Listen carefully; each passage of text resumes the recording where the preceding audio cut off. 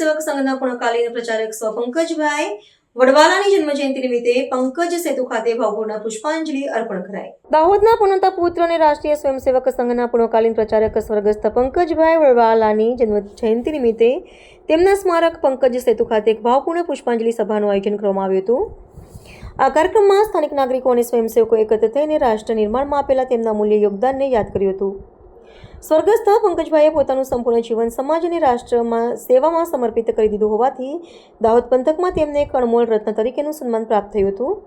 આ શ્રદ્ધાંજલિ સમારોહમાં વિશાળ સંખ્યામાં સંઘના કાર્યકર્તા ભાઈઓ, માતૃશક્તિ ભગીનીઓ તેમજ તેમના પરિવારજનોએ ખાસ ઉપસ્થિત રહીને તેમના નિસ્વાર્થ કાર્યને આદર્શ પ્રત્યે કૃતજ્ઞતા વ્યક્ત કરી હતી.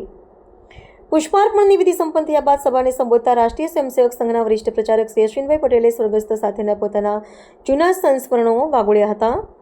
પ્રચારક જીવન દરમિયાન પંકજભાઈ સાથે ખભે ખભો મિલાવીને કાર્ય કરવાનો અવસર પામેલા શ્રી પટેલે તેમના સેવા કાર્યો અને સાદગીના પ્રેરણાદાયી પ્રસંગો ઉપસ્થિત જનમેદની સમક્ષ રજૂ કરીને સૌને ભાવુક કરી દીધા હતા.